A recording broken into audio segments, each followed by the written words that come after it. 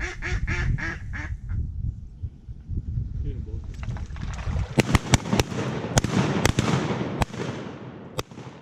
guys, Rusty Creasy here from the Coca-Cola Woods, and welcome to another episode of Duck Chatter.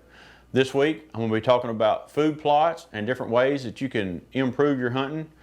You know, what you do right now sets the tone for what happens those 60 days that we all look forward to. Now, if you may or may not be familiar with me, but if you've watched any of the old Echo DVDs or watched any YouTube, you've definitely seen me and Johnny and Rick and T-Man and Freddie and everybody hunt at our place. And there's a few different reasons and a few different things that I do that kind of set us apart from everyone else. Now, before I go in depth, just to clear the air, you can plant food for ducks. However, on the legal side, you cannot manipulate it. In other words, you can't mow it, you can't roll it, you can't ride over it with an ATV or UTV.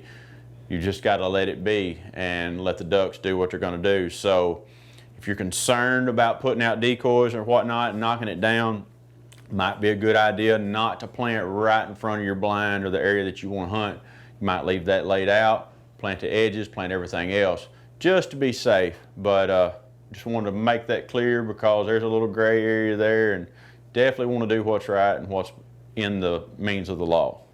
So there's several different crops that you can plant that will help your duck hunting. For me, if you've watched any of the stuff, you know I plant rice in the woods. Now, typically you plant rice the month of May through the month of June. After the end of June, you're really kind of getting borderline on whether or not it's going to make.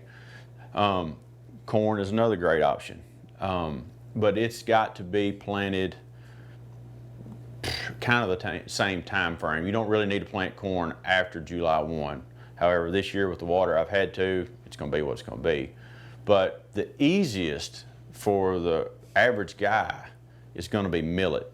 Now, you can work the ground just like a farmer does, work it, plant it, cover it, and all. But the easiest way to plant millet is if you hold in water in your duck hole and can dry it up. As soon as that duck hole dries up, if you'll take about 20-25 pounds of millet to the acre and broadcast it on what I like to call a mud flat, in other words, if it's muddy and that seed will stick, that is the easiest way. And you get the millet to come up, catch a rain or two, within 60 days you've got a really, really nice millet crop. When they get in there, they're going to knock it out pretty quick, and you got to be careful because army worms getting into that time of year. But anyway, as far as easiness and last minute millet. So if you're watching this right now, we're towards the end of July, you've still got time to plant millet. So if you can get your hole to dry up, go with millet. You're probably watching this and you're thinking, well man, I don't have the equipment. Well, I can tell you 90% of the food plots I planted this year, all I used was a four-wheeler. I had a sprayer and I had a seeder. All it is if you can regulate your water, you don't have to have big equipment. My favorite way to plant rice is what I call water seeding. And in that case, you're going to draw your water down to where it's maybe 2 to 3 inches deep, and you're going to sow about 2 bushels of rice per acre, roughly 100 pounds. And go over all that you want to plant in the water. Hold the water for 48 hours and either dig your beaver dam out, open your pipe, pump it off, whatever means necessary.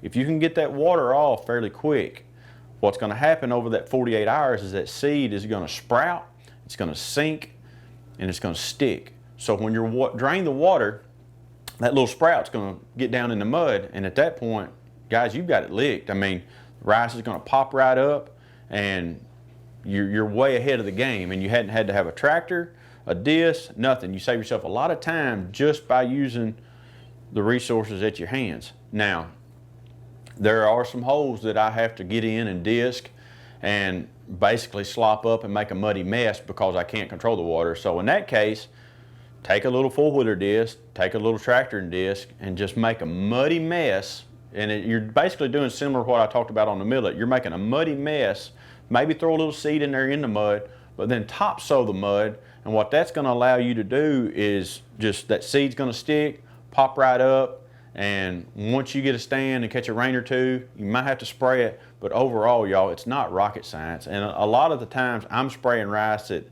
I'm trying to keep it clean, when really there's a lot of natural grasses that's going to come up in your rice that's just going to kind of double up your food. So if you've got a good rice crop coming up and then say barnyard comes on at the end, barnyard grass is basically just wild millet, a lot of times you'll have a twice as much food as you'd originally planned, which not a bad thing. The bottom line is you don't have to have huge equipment to improve your piece of property. And guys, it don't matter if you've got 40 acres or 400 acres. Anything you do that your neighbor's not going to do is going to put you ahead of the game. And that's not only with food plots, that's with decoys, with spinners, with everything, even hiding a little better. Just do a little extra work, and instead of not thinking about duck hunting until duck season, think about it all year. Think about ways that you can improve it. You know, our place it's a great place. And first and foremost, before I get off here, I'm going to say kudos to all you public land guys. Nothing but love for you, because I am blessed. I know I'm blessed. I'm spoiled. I get it. I have nothing but respect for you guys that hunt public. But private property has its own problems and stuff that we face as well. Nothing like, you know, trying to race a guy to a hole, but there still are issues even on private ground. One of the main reasons I feel like the ducks come to our place is pressure.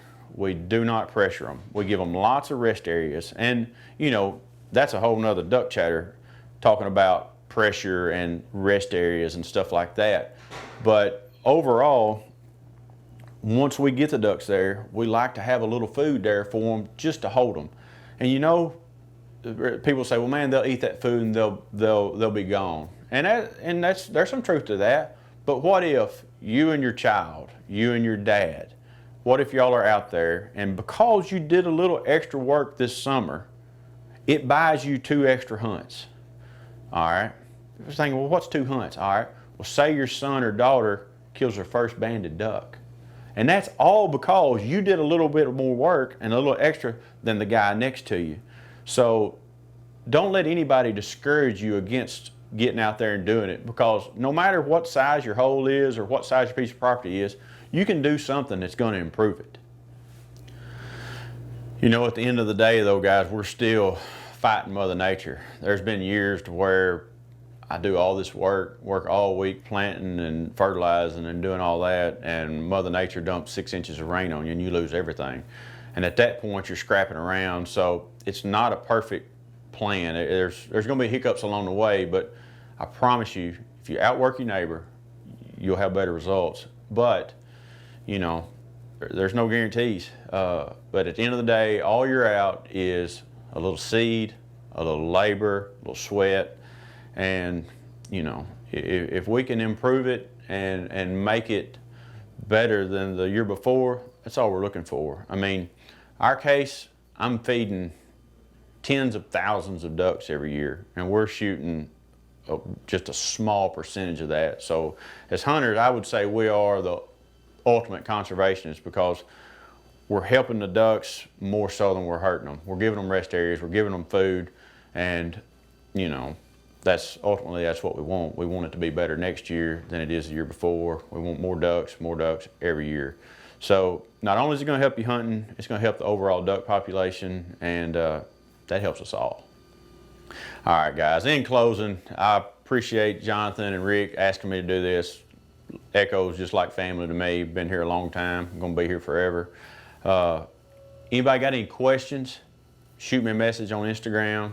You can find me on Instagram, on YouTube. Be glad to help in any way I can.